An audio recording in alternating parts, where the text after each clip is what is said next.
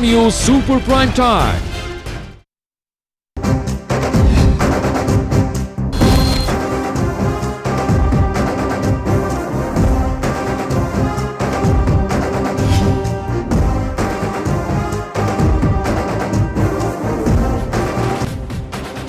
Election head ಕ್ವಾರ್ಟರ್ಸ್ಗೆ ಸ್ವಾಗತ. ನಾನು ರಮಾಕಾಂತ್. ಇವತ್ತು ನಾವು ಆಯ್ಕೆ ಮಾಡಿಕೊಂಡಿರೋ ಜಿಲ್ಲೆ ಉತ್ತರ ಕನ್ನಡ ಜಿಲ್ಲೆ ಅಂತ ಹೇಳಿದ ತಕ್ಷಣವೇ ಸಾಕಷ್ಟು ವಿಚಾರಗಳು ಕಣ್ಣ ಮುಂದೆ ಬಂದು ಹೋಗ್ತವೆ. ವಿಶೇಷವಾಗಿ ಕೇಂದ್ರ ಸಚಿವ ಅನಂತಕುಮಾರ್ ಹೆಗಡೆಯ ಉಗ್ರ ಭಾಷಣಗಳು ಅನೇಕ ಸಲ ಕೇಳಿರ್ತೀವಿ ನಾವು. ಇದೇ ಭಾಗದಿಂದ ಸಂಸದರಾಗಿರ್ತಕ್ಕಂಥವರು, ಜೊತೆಗೆ ಹಿಂದೂ ಪರ ಕಾರ್ಯಕರ್ತರ ಹತ್ಯೆ ವಿಚಾರಕ್ಕೆ ಸಂಬಂಧಪಟ್ಟಂತೆ ಇತ್ತೀಚಿನ ಗಲಭೆಗಳು, ವಿಶೇಷವಾಗಿ ಪರೇಶ್ ಮೇಸ್ತನ್ನ ಸಾವಿನ ಪ್ರಕರಣ, ಆನಂತರದ ಬೆಳವಣಿಗೆಗಳು ಎಲ್ಲವನ್ನೂ ಕೂಡ ನೋಡ್ತಾ ಬರ್ತಾ ಇದ್ದೀವಿ. ಇದರ ಮಧ್ಯದಲ್ಲಿ ಆರ್ ವಿ ದೇಶಪಾಂಡೆ ತಮ್ಮ ಕ್ಷೇತ್ರವನ್ನ ಮಾತ್ರ ಗೆಲ್ಲುವುದಕ್ಕೆ ಸೀಮಿತವಾಗಿರ್ತಾರಾ ಅಥವಾ ಉತ್ತರ ಕನ್ನಡದಾದ್ಯಂತ ಇರತಕ್ಕಂಥ ಕಾಂಗ್ರೆಸ್ನ ಸ್ಥಾನಗಳನ್ನು ಗೆಲ್ಲಿಸಿಕೊಂಡು ಬರುವಲ್ಲಿ ಅವರ ಪಾತ್ರ ಏನಿರುತ್ತೆ? ಅಟ್ ದ ಸೇಮ್ ಟೈಮ್ ಬಿಜೆಪಿಯಿಂದ ವಿಶ್ವೇಶ್ವರ ಹೆಗಡೆ ಕಾಗೇರಿ ಏನು ಮಾಡಬಲ್ಲರು? ಈ ರೀತಿ ಸಾಕಷ್ಟು ಪ್ರಶ್ನೆಗಳಿವೆ. ಎಲ್ಲ ಪ್ರಶ್ನೆಗಳಿಗೆ ಉತ್ತರ ಕನ್ನಡ ಜಿಲ್ಲೆಯ ಮತದಾರ ಏನು ಉತ್ತರ ಕೊಡ್ತಾನೆ? ಸಾಕಷ್ಟು ಕುತೂಹಲ ಕೇಳಿಸ್ತಾ ಇದೆ. ಇದರ ಮಧ್ಯದಲ್ಲಿ ಉತ್ತರ ಕನ್ನಡ ಜಿಲ್ಲೆ ಎಷ್ಟು ವಿಧಾನಸಭಾ ಕ್ಷೇತ್ರಗಳಿವೆ, ಚಿತ್ರಣ ಏನಿದೆ, ಪಕ್ಷೇತರರು ಎಷ್ಟು ಜನ ಇಲ್ಲಿ ಗೆದ್ದಿದ್ದಾರೆ, ಕಾಂಗ್ರೆಸ್ನ ಸ್ಥಿತಿಗತಿ ಏನು, ಬಿಜೆಪಿ ಸ್ಥಿತಿಗತಿ ಏನು, ಎಲ್ಲ ವಿಚಾರಕ್ಕೆ ಸಂಬಂಧಪಟ್ಟಂತೆ ವರದಿ ಇದೆ. ವರದಿ ನೋಡಿ ಚರ್ಚೆ ಶುರು ಮಾಡಿ.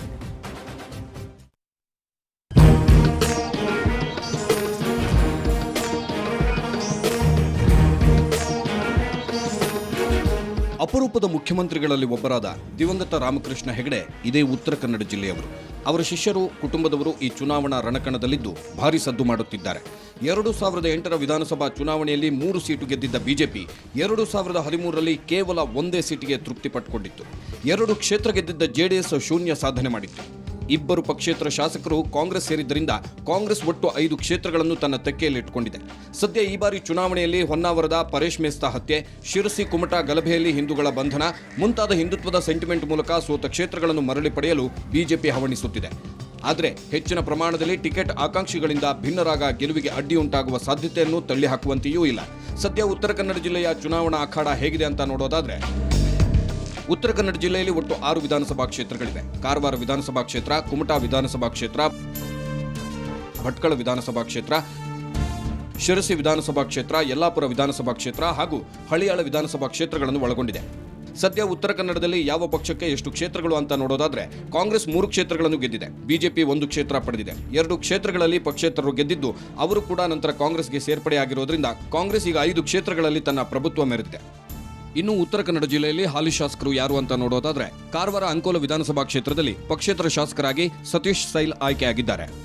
ಇನ್ನೊಂದೆಡೆ ಕುಮಟಾ ಹೊನ್ನಾವರ ವಿಧಾನಸಭಾ ಕ್ಷೇತ್ರದಲ್ಲಿ ಗಾಣಿಗಶೆಟ್ಟಿ ಜನಾಂಗಕ್ಕೆ ಸೇರಿದ ಶಾರದಾ ಮೋಹನ್ ಶೆಟ್ಟಿ ಕಾಂಗ್ರೆಸ್ನಿಂದ ಶಾಸಕರಾಗಿ ಆಯ್ಕೆಯಾಗಿದ್ದಾರೆ. ಇನ್ನು ಭಟ್ಕಳ ವಿಧಾನಸಭಾ ಕ್ಷೇತ್ರದಲ್ಲಿ ಮೊಗವೀರ ಜನಾಂಗಕ್ಕೆ ಸೇರಿದ ಮಂಕಾಳು ವೈದ್ಯ ಪಕ್ಷೇತರರಾಗಿ ಆಯ್ಕೆಯಾಗಿದ್ದರು. ನಂತರ ಅವರು ಕಾಂಗ್ರೆಸ್ ಸೇರಿದ್ದಾರೆ. ಶಿರಸಿ ಸಿದ್ದಾಪುರ ಕ್ಷೇತ್ರದಿಂದ ಹವ್ಯಕ ಬ್ರಾಹ್ಮಣ ಸಮುದಾಯಕ್ಕೆ ಸೇರಿದ ವಿಶ್ವೇಶ್ವರ ಹೆಗಡೆ ಕಾಗೇರಿ ಬಿಜೆಪಿಯಿಂದ ಶಾಸಕರಾಗಿದ್ದಾರೆ. ಯಲ್ಲಾಪುರ ಮುಂಡಗೋಡು ವಿಧಾನಸಭಾ ಕ್ಷೇತ್ರದಿಂದ ಹವ್ಯಕ ಬ್ರಾಹ್ಮಣ ಸಮುದಾಯಕ್ಕೆ ಸೇರಿದ ಶಿವರಾಮ್ ಹೆಬ್ಬಾರ್ ಕಾಂಗ್ರೆಸ್ನಿಂದ ಶಾಸಕರಾಗಿದ್ದಾರೆ. ಹಳಿಯಾಳ ಜೋಯಿಡಾ ವಿಧಾನಸಭಾ ಕ್ಷೇತ್ರದಿಂದ ಗೌಡ ಸಾರಸ್ವತ ಸಮುದಾಯಕ್ಕೆ ಸೇರಿದ ಆರ್ ವಿ ದೇಶಪಾಂಡೆ ಕಾಂಗ್ರೆಸ್ನಿಂದ ಶಾಸಕರಾಗಿದ್ದಾರೆ. ಒಟ್ಟಿನಲ್ಲಿ ಉತ್ತರ ಕನ್ನಡ ಜಿಲ್ಲೆ ಮೇಲ್ನೋಟಕ್ಕೆ ಕಾಂಗ್ರೆಸ್ನ ಭದ್ರಕೋಟೆ ಅಂತ ಕಾಣಿಸುತ್ತೆ. ಆದರೆ ಬದಲಾದ ವಿದ್ಯಮಾನಗಳು ಮತ್ತು ಬಿಜೆಪಿ ಒಗ್ಗಟ್ಟಾಗಿ ಅಖಾಡಕ್ಕೆ ಧುಮುಕಿರೋದ್ರಿಂದ ಕಾಂಗ್ರೆಸ್ಗೆ ಅಂದುಕೊಂಡಷ್ಟು ಸುಲಭವಲ್ಲ. ಹೀಗಾಗಿ ಈ ಬಾರಿ ಉತ್ತರ ಕನ್ನಡದಲ್ಲಿ ಭಾರೀ ಜಿದ್ದಾಜಿದ್ದಿನ ಹೋರಾಟ ನಿರೀಕ್ಷಿಸಬಹುದು. ಕಾರವಾರದಿಂದ ಕಡದೋಕ ಮಂಜು, ಸುವರ್ಣ ನ್ಯೂಸ್. ಮೊದಲಿಗೆ ನಾನು ಕಾರವಾರ ಮತ್ತು ಕುಮಟಾ ವಿಧಾನಸಭಾ ಕ್ಷೇತ್ರಗಳಲ್ಲಿ ಏನಾಗಬಹುದಾಗುತ್ತೆ, ಅದಕ್ಕಿಂತ ಮುಂಚಿತವಾಗಿ ಕಾರವಾರದಲ್ಲಿ ಡಿಸೈಡಿಂಗ್ ಫ್ಯಾಕ್ಟರ್ಸ್ ಏನೇನು, ಇಲ್ಲಿ ಜಾತಿ ಸಮುದಾಯಗಳ ಪಾತ್ರ ಎಷ್ಟಿರುತ್ತೆ ಅಥವಾ 2 ಕೋಮುಗಳ ನಡುವಿನ ಘರ್ಷಣೆ ಏನಾದರೂ ಒಂದು ಮಹತ್ವವನ್ನು ಪಡೆದುಕೊಳ್ಳಬಹುದಾ ನೋಡ್ತಾ ಬರೋಣ. ನಾವು ಮೊದಲಿಗೆ ಕಾರವಾರ ವಿಧಾನಸಭಾ ಕ್ಷೇತ್ರದಲ್ಲಿ ಚಿತ್ರಣ ಹೇಗಿರುತ್ತೆ ಒಟ್ಟು ನಾವು ಇಲ್ಲಿ ಗಮನಿಸಬೇಕಾಗುತ್ತೆ. ಕಾರವಾರ ವಿಧಾನಸಭಾ ಕ್ಷೇತ್ರದಲ್ಲಿ ಕ್ಷತ್ರಿಯ ಮತದಾರರು 36,000 ಇದ್ದರೆ ನಾಮಧಾರಿಗಳು 12,000 ಇದ್ದಾರೆ, ಮೀನುಗಾರರು 26,000, ಹಾಲಕ್ಕಿ ಒಕ್ಕಲಿಗರು 32,000, ಅನಂತರದಲ್ಲಿ ಭಂಡಾರಿ ಸಮುದಾಯದವರು 16,000 ಮತದಾರರಿದ್ದಾರೆ. ಡಿಸೈಡಿಂಗ್ ಫ್ಯಾಕ್ಟರ್ ಕ್ಷತ್ರಿಯ ಸಮುದಾಯದ ಮತದಾರರು ಯಾರಿಗೆ ಹೆಚ್ಚಾಗಿ ವೋಟ್ ಮಾಡ್ತಾರೋ ಅವರಿಗೆ ಗೆಲ್ಲುವ ಚಾನ್ಸಸ್ ಜಾಸ್ತಿ ಇರುತ್ತೆ. 2013ರ ಎಲೆಕ್ಷನ್ನಲ್ಲಿ ಪಕ್ಷೇತರ ಅಭ್ಯರ್ಥಿ ಸತೀಶ್ ಸೈಲ್ ಇಲ್ಲಿ ಗೆಲುವನ್ನು ಕಂಡಿದ್ರು. 36,231 ಮತಗಳ ಅಂತರದ ಒಂದು ಗೆಲುವನ್ನು ಸತೀಶ್ ಸೈಲ್ ಕಂಡಿದ್ರು. ಇದು ಬಿಜೆಪಿ ಅಭ್ಯರ್ಥಿ ಆನಂದ್ ಅಸ್ತೋಟಿಕರ್ ಅವರಿಗಿಂತ 36,231 ಮತಗಳ ಅಂತರದ ಗೆಲುವು ಅವರದಾಗಿತ್ತು. ಈ ಬಾರಿ ಕೂಡ ಸಾಕಷ್ಟು ಟಫ್ ಫೈಟ್ ಇದೇ ಕಾರವಾರದಲ್ಲಿದೆ. ಇಲ್ಲಿ ಬಿಜೆಪಿಯಿಂದ ನಾವು ಗಮನಿಸ್ತಾ ಬಂದರೆ ಸಂಭವನೀಯ ಅಭ್ಯರ್ಥಿಗಳು ರೂಪಾಲಿ ನಾಯ್ಕ ಇದ್ದಾರೆ, ರಾಜೇಶ್ ನಾಯ್ಕ, ಗಣಪತಿ ಉಳುವೇಕರ್, ಭಾಸ್ಕರ ನಾರ್ವೇಕರ್, ಎಲ್ಲರನ್ನು ಕೂಡ ನಾವು BJP ಅಭ್ಯರ್ಥಿಗಳನ್ನಾಗಿ ನೋಡಿದ್ರೆ, ಇನ್ನು ಕಾಂಗ್ರೆಸ್ನಿಂದ ನಾವು ಸೇಮು ಯಾವ ಪಕ್ಷೇತರ ಅಭ್ಯರ್ಥಿ ಕಳೆದ ಬಾರಿ ಗೆದ್ದಿದ್ರು ಆ ಸತೀಶ್ ಸೈಲ್ ಈ ಬಾರಿ ಕಾಂಗ್ರೆಸ್ಗೆ ಬಂದಿದ್ದಾರೆ. ಇನ್ನು ಇದೇ ಕಾಂಗ್ರೆಸ್ ಪಕ್ಷದಿಂದ ಮಾಧವ ನಾಯ್ಕ, ಗೋಪಾಲಕೃಷ್ಣ ನಾಯ್ಕ, ದೀಪಕ ವೈಂಗಣಕರ್ ಇವರಿಷ್ಟು ಜನ ಪ್ರಯತ್ನವನ್ನು ಪಡ್ತಾ ಇದ್ದಾರೆ. JDS ಇಂದ ಆನಂದ್ ಅಸ್ತೋಟಿಕರ್ ಇಲ್ಲಿ ಟ್ರೈ ಮಾಡ್ತಾ ಇದ್ದಾರೆ. ನಾನು ಒಂದು ಆಕಾಂಕ್ಷಿ ಆಗಿದ್ದೇನೆ ಅಂತ ಹೇಳಿ. ನೆಕ್ಸ್ಟ್ ನಾವು ಕುಮಟಾ ನೋಡೋಣ. ಕುಮಟಾ ಕ್ಷೇತ್ರ ಕೂಡ ಸಾಕಷ್ಟು ಕುತೂಹಲದ ಕ್ಷೇತ್ರ. ಇಲ್ಲಿ ನಾವು ಗಮನಿಸ್ತಾ ಬಂದರೆ ಕುಮಟಾ ಕ್ಷೇತ್ರದ ಡಿಸೈಡಿಂಗ್ ಫ್ಯಾಕ್ಟರ್ಸ್ ಏನಂತ ನೋಡೋಣ. ಇಲ್ಲಿ ಹಾಲಕ್ಕಿ ಒಕ್ಕಲಿಗರು 36,000 ಅಷ್ಟು ಇದ್ದರೆ, ನಾಮಧಾರಿಗಳು 35,000 ಇದ್ದಾರೆ. ಹವ್ಯಕ ಬ್ರಾಹ್ಮಣ ಸಮುದಾಯ 30,000 ಮತದಾರರಿದ್ದಾರೆ. ಇನ್ನು ಪಟಗಾರ 19,000 ಮತದಾರರಿದ್ದರೆ, ಮುಸ್ಲಿಂ ಸಮುದಾಯದ 18,000 ವೋಟ್ಸ್ ಇಲ್ಲಿವೆ. ಡಿಸೈಡಿಂಗ್ ಫ್ಯಾಕ್ಟರ್ ಬ್ರಾಹ್ಮಣ ಸಮುದಾಯ ನಿರ್ಣಾಯಕವಾಗುತ್ತೆ. ಹೆಚ್ಚು ಕಡಿಮೆ 36,000 ಕೂಡ ಅಥವಾ 30,000 ಕೂಡ ಇಲ್ಲಿ ಆ ಒಂದು ವೋಟರ್ಸ್ ನಾವಿಲ್ಲಿ ನೋಡ್ತೀವಿ. ಆ ಕಾರಣಕ್ಕೆ ಡಿಸೈಡಿಂಗ್ ಫ್ಯಾಕ್ಟರ್ ಬ್ರಾಹ್ಮಣ ಸಮುದಾಯ ಆಗಿರುತ್ತೆ. ಇನ್ನು ಆನಂತರದಲ್ಲಿ 2013 ಎಲೆಕ್ಷನ್ನಲ್ಲಿ ಇದೇ ಕುಮಟಾಯಿಂದ ಯಾರು ಗೆದ್ದಿದ್ರು ಅಂತ ಗಮನಿಸಿದ್ರೆ, ಕಾಂಗ್ರೆಸ್ನ ಶಾರದಾ ಅವರು 779 ಮತಗಳ ಅಂತರದ ಒಂದು ಗೆಲುವನ್ನು ಕಂಡಿದ್ರು. ದೊಡ್ಡ ಒಂದು ಮಟ್ಟದ ಗೆಲುವಲ್ಲ ಇದು. ಮೋಹನ್ ಶೆಟ್ಟಿ ಅವರ ಪತ್ನಿ ಶಾರದಾ ಶೆಟ್ಟಿ ಅವರು ಇಲ್ಲಿ ಜಯಗಳಿಸಿರ್ತಾರೆ. ಆನಂತರದಲ್ಲಿ ಸಂಭವನೀಯ ಅಭ್ಯರ್ಥಿಗಳು ಈ ಬಾರಿ ಯಾರಿದ್ದಾರೆ ಅಂತ ಗಮನಿಸಿದ್ರೆ, ನಾವು ಮೊದಲಿಗೆ BJPಯಿಂದ ಸೂರಜ್ ನಾಯ್ಕ, ಸೋನಿ ಯಶೋಧರ ನಾಯ್ಕ, ದಿನಕರ ಶೆಟ್ಟಿ, ಗಾಯತ್ರಿ ಗೌಡ ಇಷ್ಟು ಜನ ಕೂಡ BJPಯಿಂದ ಇಲ್ಲಿ ಟ್ರೈ ಮಾಡ್ತಾ ಇದ್ದಾರೆ ಟಿಕೆಟ್ಗೋಸ್ಕರವಾಗಿ. ಸುಬ್ರಾಯ ವಾಳ್ಕೆ ಕೂಡ ಟ್ರೈ ಮಾಡ್ತಾ ಇದ್ದಾರೆ. ನಾಗರಾಜ ನಾಯ್ಕ ಕೂಡ ಇಲ್ಲಿ ಟ್ರೈ ಮಾಡ್ತಾ ಇದ್ದಾರೆ. ಇನ್ನು ನಾವು ಕಾಂಗ್ರೆಸ್ಸಿಂದ ಇಲ್ಲಿ ಯಾರು ಟ್ರೈ ಮಾಡ್ತಾ ಇದ್ದಾರೆ ಅಂತ ನೋಡಿದ್ರೆ, ಶಾರದಾ ಶೆಟ್ಟಿ ಅವರು ನಮಗೊಂದು ಅವಕಾಶ ಕೊಡಿ ನೀವು ಅಂತ ಅವ್ರು ಕೇಳ್ತಾ ಇದ್ದಾರೆ. ಶಿವಾನಂದ ಹೆಗಡೆ ಪ್ರಯತ್ನದಲ್ಲಿದ್ದಾರೆ. ಹೊನ್ನಪ್ಪ ನಾಯಕ, ರತ್ನಾಕರ ನಾಯಕ ಇಷ್ಟು ಜನ ಕಾಂಗ್ರೆಸ್ಸಿಂದ ಟ್ರೈ ಮಾಡ್ತಾ ಇದ್ದಾರೆ. JDS ಇಂದ ಪ್ರದೀಪ್ ನಾಯಕ ಇಲ್ಲಿ ಪ್ರಯತ್ನದಲ್ಲಿದ್ದಾರೆ.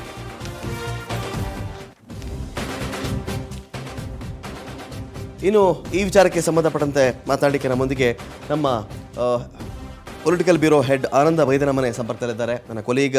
ಸ್ವಾಗತ ನಿಮಗೆ ಆನಂದ ಬೈದನಮನೆ. ನಮಸ್ಕಾರ ಹೇಳಿ. ಓಕೆ, ಆನಂತರದಲ್ಲಿ ದೀಪಕ್ ಕುಮಾರ್ ಅವರು ಜಾಯ್ನ್ ಆಗ್ತಾ ಇದ್ದಾರೆ ಉತ್ತರ ಕನ್ನಡದಿಂದ, ಪತ್ರಕರ್ತರು, ವಿಶ್ಲೇಷಕರು. ಸ್ವಾಗತ ನಿಮಗೆ ದೀಪಕ್ ಕುಮಾರ್ ಅವರೇ. ನಮಸ್ಕಾರ.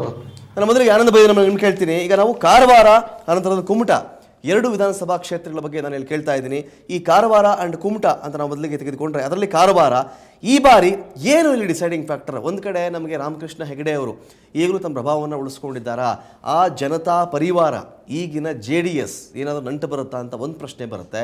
ಅಥವಾ ಅನಂತಕುಮಾರ್ ಹೆಗಡೆ ತಮ್ಮ ಬರೀ MP ಸ್ಥಾನ ಗೆಲ್ಲಕ್ಕೆ ಏನು ಬೇಕೋ ಅಷ್ಟಕ್ಕೆ ಮಾತ್ರನ ಅವರು, ಅಥವಾ ಒಂದು ಸಾರಥ್ಯವನ್ನು ಕೊಟ್ಟರೆ ಅಷ್ಟೂ ಉತ್ತರ ಕನ್ನಡದ ಕ್ಷೇತ್ರಗಳನ್ನು ನಾನು ಗೆದ್ದುಕೊಂಡು ಬರ್ತೀನಿ ಅನ್ನೋ ಸಾಮರ್ಥ್ಯ ಅವ್ರಿಗಿದೆಯಾ? ಅಥವಾ ಬರೀ ಬಾಯಿ ಮಾತಿನ ಭಾಷಣಕ್ಕೆ ಅನಂತಕುಮಾರ್ ಹೆಗಡೆ ಅವರು ಸೀಮಿತವಾಗಿಬಿಡ್ತಾರಾ ಅಂತ? ರಮಾಕಾಂತ್, ಇಡೀ ಉತ್ತರ ಕನ್ನಡ ಜಿಲ್ಲೆಯ ಎಲ್ಲ ವಿಧಾನಸಭಾ ಕ್ಷೇತ್ರಗಳನ್ನು ಗಮನಿಸ್ತಾ ಇದ್ದರೆ ಭಾಳ ಸ್ಪಷ್ಟವಾಗಿ ಕಾಣ್ತಕ್ಕಂಥದ್ದು, ಇಲ್ಲಿ ವ್ಯಕ್ತಿ ಆಧಾರಿತವಾಗಿರುವಂಥ ಚುನಾವಣೆಗಳು ಭಾಳ ಸಂದರ್ಭಗಳಲ್ಲಿ ಆಗಿರೋದು. ಹಾಗಾಗಿ ಫಲಿತಾಂಶಗಳು ಅಚ್ಚರಿಯಾಗಿ ಬರುವಂಥ ರೀತಿಯಲ್ಲಿ ಈ ಎಲ್ಲ ಕ್ಷೇತ್ರಗಳಲ್ಲೂ ಕೂಡ ಫಲಿತಾಂಶಗಳು ಬಂದಂಥ ಉದಾಹರಣೆಗಳಿದ್ದಾವೆ. ಹಾಗಾಗಿ ಕಳೆದ ಬಾರಿ ಅಂದರೆ 2013 ನಡೆದಂಥ ವಿಧಾನಸಭಾ ಚುನಾವಣೆ ಸಂದರ್ಭದಲ್ಲಿ ಕಾರವಾರದಲ್ಲಿ ಸತೀಶ್ ಸೈಲ್ ಅವರು, ಈಗ ಶಾಸಕರಾಗಿರುವಂಥ ಸತೀಶ್ ಸೈಲ್ ಅವರಿಗೆ ಟಿಕೆಟ್ ಕಾಂಗ್ರೆಸ್ ಸಿಗ್ತದೆ ಅನ್ನುವಂಥ ಅಭಿಪ್ರಾಯಗಳು ವ್ಯಕ್ತವಾಗಿ ಅದಕ್ಕೆ ಬೇಕಾಗಿರುವಂಥ ಎಲ್ಲ ಪ್ರಯತ್ನಗಳು ಆದ ನಂತರದಲ್ಲೂ ಕೂಡ ಅವರಿಗೆ ಟಿಕೆಟ್ ಸಿಗಲಿಲ್ಲ. ಹಾಗಾಗಿ ಅನಿವಾರ್ಯವಾಗಿ ತಮಗಿರ್ತಕ್ಕಂಥ ಸಾಮರ್ಥ್ಯವನ್ನು ಪ್ರದರ್ಶನ ಮಾಡಬೇಕು ಅನ್ನುವ ಕಾರಣಕ್ಕಾಗಿಯೇ ಸತೀಶ್ ಸೈಲ್ ಅವರು ಸ್ಪರ್ಧೆಗಿಳಿತಾರೆ. ಹಾಗಾಗಿ ಅವರು ಪಕ್ಷೇತರವಾಗಿ ಕಣಕ್ಕಿಳಿದು ಕೂಡ ಜಯಶಾಲಿ ಆಗುವಂಥ ಒಂದು ಪ್ರಯತ್ನವನ್ನು ಮಾಡಿದಾಗ ಅದು ಸಕ್ಸಸ್ ಆಗ್ತಾರೆ. ಹಾಗಾಗಿ ಇಲ್ಲಿ ವ್ಯಕ್ತಿ ಆಧಾರಿತವಾಗಿರುವಂಥ ಚುನಾವಣೆಗಳು ದೊಡ್ಡ ಮಟ್ಟದ ಫಲಿತಾಂಶಕ್ಕೆ ಕಾರಣವಾಗುತ್ತೆ ಅನ್ನೋದು ಭಾಳ ಸ್ಪಷ್ಟವಾಗಿ ಕಂಡುಬಂದಿದೆ. ಯಾಕೆಂತಂದರೆ ಸತೀಶ್ ಸೈಲ್ ಇಲ್ಲಿ ಗೆಲ್ಲುವ ಮೂಲಕ ಇಡೀ ಕಾಂಗ್ರೆಸ್ನ ವಲಯ ಆಗಿದ್ದಂಥ ಕಾರವಾರದಲ್ಲೂ ಕೂಡ ತಮ್ಮದೇ ಆಗಿರ್ತಕ್ಕಂಥ ಪ್ರಾಬಲ್ಯವನ್ನು ಬಳಸ್ಕೊಂಡು ಅವರು ಗೆಲುವನ್ನು ಸಾಧಿಸ್ತಾರೆ. ಹಾಗಾಗಿ ಈ ಬಾರಿ ಅವರು ಕಾಂಗ್ರೆಸ್ನ ಸದಸ್ಯರಾಗಿರುವಂಥ ಹಿನ್ನೆಲೆಯಲ್ಲಿ ಅವರಿಗೆ ಟಿಕೆಟ್ ಸಿಗ್ತಾ ಇರುವಂಥ ಹಿನ್ನೆಲೆಯಲ್ಲಿ ಒಂದು ಕಡೆ ಕಾಂಗ್ರೆಸ್ ಹಾಗೂ ಕಳೆದ ಬಾರಿ BJPಯ ಏನು ಅಭ್ಯರ್ಥಿಯಾಗಿದ್ದಂಥ ಆನಂದ್ ಅಸ್ತೋಟಿಕ್ ಅವರು ಈ ಬಾರಿ ಈಗ JDS ಮೂಲಕ ಸ್ಪರ್ಧೆ ಇಳಿತಾ ಇರುವಂಥ ಹಿನ್ನೆಲೆಯಲ್ಲಿ ದೊಡ್ಡ ಮಟ್ಟದ ಪೈಪೋಟುಗಳು ನಡೀತದೆ. ಸಹಜವಾಗಿ ಇಲ್ಲಿ ವ್ಯಕ್ತಿ ಆಧಾರಿತವಾಗಿರುವಂಥ ಚುನಾವಣೆಗಳು ನಡೆದು ಅಂತಿಮವಾಗಿ ಬರ್ತಕ್ಕಂಥ ಫಲಿತಾಂಶಗಳು ಅತ್ಯಂತ ಕುತೂಹಲಕ್ಕೆ ಕಾರಣವಾಗಿರೋದು. ರಮಕಾಂತ್, ಓಕೆ, ನಾವು ಕುಮಟಾ ಬಗ್ಗೆ ಕೇಳೋದಾದರೆ ದೀಪಕ್ ಕುಮಾರ್ ಅವರೇ, ಇಲ್ಲಿ ಏನು ಕುಮಟಾ ಬಗ್ಗೆ ನಾವು ನೋಡ್ತಾ ಇದ್ದೀವಿ ಅಂತ ಹೇಳಿದ್ರೆ, ಇದೇ ಕುಮಟಾಯಿಂದ ನಾವು ಕಳೆದ ಬಾರಿ ಯಾರು ಗೆದ್ದಿದ್ರು, ಇಲ್ಲಿ ಶಾರದಾ ಶೆಟ್ಟಿ ಅವರು ಗೆಲ್ತಾರೆ. 779 ಮತಗಳ ಅಂತರದ ಒಂದು ಗೆಲುವು. ಮತ್ತೊಮ್ಮೆ ಟ್ರೈ ಮಾಡ್ತಾ ಇದ್ದಾರೆ. ಕಳೆದ ಬಾರಿ ಒಂದು ಅನುಕಂಪದ ಕಾರಣಕ್ಕೂ ಗೆದ್ದಿರಬಹುದು. ಈ ಬಾರಿ ಕಾಂಗ್ರೆಸ್ಗೆ ಅಷ್ಟು ಸುಗಮವಾಗಿದೆಯಾ ಇದೇ ಕುಮಟಾ, ಅಥವಾ ಇಲ್ಲಿ ಬೇರೆ ಇಶ್ಯೂಗಳು ಕೂಡ ಇದೆ? ಆ ಕಾರಣಕ್ಕೆ ಒಂದು ಅಡ್ವಾಂಟೇಜ್, ಒಂದು ಪ್ಲಸ್ ಪಾಯಿಂಟ್ BJPಗೂ ಇದೆ ಅಂತ ಹೇಳ್ತೀರಾ ನೀವು? ಕುಮಟಾ ಕ್ಷೇತ್ರದ ಬಗ್ಗೆ ಹೇಳೋದಾದ್ರೆ, ಕುಮಟಾ ಕ್ಷೇತ್ರ ಕುಮಟಾ ಮತ್ತು ಹೊನ್ನಾವರ ತಾಲೂಕುಗಳನ್ನ ಒಳಗೊಂಡಿರೋ ಕ್ಷೇತ್ರ. ಅದು ತುಂಬಾ ದೊಡ್ಡ ಕ್ಷೇತ್ರ. ಅಲ್ಲಿ ಏನಾಗಿದೆ ಅಂತ ಹೇಳಿದ್ರೆ, ಆ ಕ್ಷೇತ್ರದಲ್ಲಿ ಒಂದು ವಿಶೇಷತೆ ಅಂದ್ರೆ, ಅಲ್ಲಿ ಯಾರು ಗೆದ್ರೂ ಅವ್ರು 1,000 ಓಟಿನ ಮಾರ್ಜಿನ್ ನಲ್ಲೇ ಗೆಲ್ತಾ ಇದ್ದಾರೆ ಒಂದು ಕಳೆದ 3 ಎಲೆಕ್ಷನ್ಗಳಲ್ಲಿ. ಅಲ್ಲಿ ಮೊದಲನೇದಾಗಿ ಕಾಸ್ಟ್ ಫ್ಯಾಕ್ಟರ್ ಒಂದು ಕೆಲಸ ಮಾಡುತ್ತೆ. ಎರಡನೇದಾಗಿ ವ್ಯಕ್ತಿ ಅಲ್ಲಿ, ಯಾಕಂದ್ರೆ ಅಲ್ಲಿ ಗೆಲ್ತಾ ಇರೋ ಅಭ್ಯರ್ಥಿಗಳಿದ್ದಾರೆ ಅವ್ರು ತುಂಬಾ ಮೈನಾರಿಟಿ. ಅವರು ದಿನಕರ್ ಶೆಟ್ಟಿ ಇರ್ಬೋದು ಅಥವಾ ಈಗಿರೋ MLA ಶಾರದಾ ಶೆಟ್ಟಿ ಅವರು ಇರ್ಬೋದು, ಅವರ ಕಮ್ಯುನಿಟಿ ಅಂದ್ರೆ ಅವರ ಜಾತಿಗೆ ಸೇರಿದ ಓಟ್ಗಳು ಬಹುಶಃ 1,000ಕ್ಕಿಂತ ಕಡಿಮೆ ಇದೆ. ಅಲ್ಲಿ 500-600 ಅಷ್ಟರಲ್ಲೇ ಇದೆ ಆ ಓಟ್ಗಳು. ಆದ್ರೂ ಅವ್ರು ಗೆಲ್ತಾ ಇದ್ದಾರೆ. ಮತ್ತೆ ಅಲ್ಲಿ ಬೇರೆ ಜಾತಿಗಳು ಅಂದ್ರೆ 30-35 ಸಾವಿರ ಓಟ್ಗಳು ಇರೋ ಜಾತಿಗಳ ಅಭ್ಯರ್ಥಿಗಳು ನಿಂತ್ರು ಅವರಲ್ಲಿ ಸೋಲ್ತಾ ಇದ್ದಾರೆ. ಅದಕ್ಕೆ ಕಾರಣ ಅಂತ ಹೇಳಿದ್ರೆ, ಅಲ್ಲಿ ಒಂದು ಜಾತಿಗೂ ಇನ್ನೊಂದು ಜಾತಿಗೂ ಇರೋ ಪರಸ್ಪರ ಸಂಘರ್ಷ ಅನ್ನೋದಕ್ಕಿಂತ ಅಲ್ಲಿ ಕಾಂಪಿಟೇಷನ್ ನಡೀತಾ ಇದೆ ಅವರಲ್ಲಿ. ಇವ್ರು ನಿಂತ್ರೆ ಅವ್ರು ನಿಂತ್ರೆ ಇವರು ಸೋಲ್ಸೋದು ಅಥವಾ ಆ ರೀತಿ ಆಗೋದ್ರಿಂದ ಎಲ್ಲರೂ ಮೈನಾರಿಟಿ ಓಟ್ಗಳಿಗೆ ಹಾಕ್ತಾ ಇದ್ದಾರೆ. ಮತ್ತೆ ಎರಡನೇದಾಗಿ ಅಲ್ಲಿ ವರ್ಚಸ್ಸು ಈಗಿರೋ MLA ಏನು ಶಾರದಾ ಶೆಟ್ಟಿ ಇದ್ದಾರೆ, ಅವರ ಗಂಡನವರು ಅಲ್ಲಿ ಕುಮಟಾ ನಗರಸಭೆ ಅಧ್ಯಕ್ಷರಾಗಿದ್ರು, ಆಮೇಲೆ ಅವರು MLA ಆದ್ರು. ಅವರು ಅಲ್ಲಿ ಒಳ್ಳೆ ಕೆಲಸಗಳನ್ನ ಮಾಡಿದ್ರು. ಮತ್ತೆ ಈಗಿರೋ ದಿನಕರ್ ಶೆಟ್ಟಿ ಆದ ನಂತರ ಏನ್ JDS ನಿಂದ ಗೆದ್ರು, ಅವರು ಕೇವಲ 40-45 ಓಟಿನ ಮಾರ್ಜಿನ್ ಇಂದ ಗೆದ್ದಿದ್ರು. ಅವರು ಅವ್ರದೇ ಒಂದೇ ರಿಲೇಟಿವ್ಗಳು ಅವರು. ಆದ್ರೆ ಅವರಿಬ್ಬರಲ್ಲೇ ಫೈಟ್ ನಡೀತಾ ಇದೆ. ಮತ್ತು ಶಾರದಾ ಶೆಟ್ಟಿ ಅವ್ರ ಬಗ್ಗೆ ಅವಾಗ ದಿನಕರ್ ಶೆಟ್ಟಿ ಅವರು ಏನು ಕಡಿಮೆ ಓಟಿನಿಂದ ಸೋತ್ರು, ಆ ಮಾರ್ಜಿನ್ ಆ ಒಂದು ಅನುಕಂಪ ಸಹ ಶಾರದಾ ಶೆಟ್ಟಿ ಅವರಿಗೆ ಕಳೆದ ಎಲೆಕ್ಷನ್ ಸಿಕ್ತು. ಈಗ ಅಲ್ಲಿ ಸ್ವಲ್ಪ ಪರಿಸ್ಥಿತಿ ಬದಲಾದಾಗ ಅನ್ಸುತ್ತೆ. ಯಾಕಂದ್ರೆ ಹೊನ್ನಾವರದಲ್ಲಿ ಪರೇಶ್ ಮೆಸ್ತಾ ಅವರ ಕೊಲೆ ಆದ ನಂತರ ಅಲ್ಲಿ ನಡೆದ ಕೋಮು ಗಲಭೆಗಳು, ಕುಮಟಾದಲ್ಲಿ ನಡೆದ ದೊಡ್ಡ ಪ್ರಮಾಣದ ಗಲಭೆಗಳು, ಆ ನಂತರ ಅಲ್ಲಿ ಯುವಕರ ಮೇಲೆ ಯಾರೋ ನಿರಪರಾಧಿಗಳ ಮೇಲೂ ಅದ್ರ ಮೇಲೆ ಕೇಸ್ಗಳನ್ನು ಹಾಕಿದ್ದಾರೆ ಅನ್ನೋ ಒಂದು ಆರೋಪ ಬಂದಿದ್ದು, ಅದು ಶಾರದಾ ಶೆಟ್ಟಿ ಅವರಿಗೆ ಹಿನ್ನಡೆ ಆಗಿದೆ ಅಂತ ಅನ್ಸುತ್ತೆ. ಆದ್ರೆ ಅವರಿಗಿರೋ ಒಂದು ಅಡ್ವಾಂಟೇಜ್ ಅಂದ್ರೆ ಅಲ್ಲಿ ಬಿಜೆಪಿಯಲ್ಲಿ ಸುಮಾರು 15 ಜನ ಅಭ್ಯರ್ಥಿಗಳು ತಯಾರಾಗಿ ನಿಂತಿದ್ದಾರೆ. ಒಬ್ಬರಿಗೆ ಯಾರಿಗಾದ್ರೂ ಟಿಕೆಟ್ ಸಿಗ್ಬೋದು.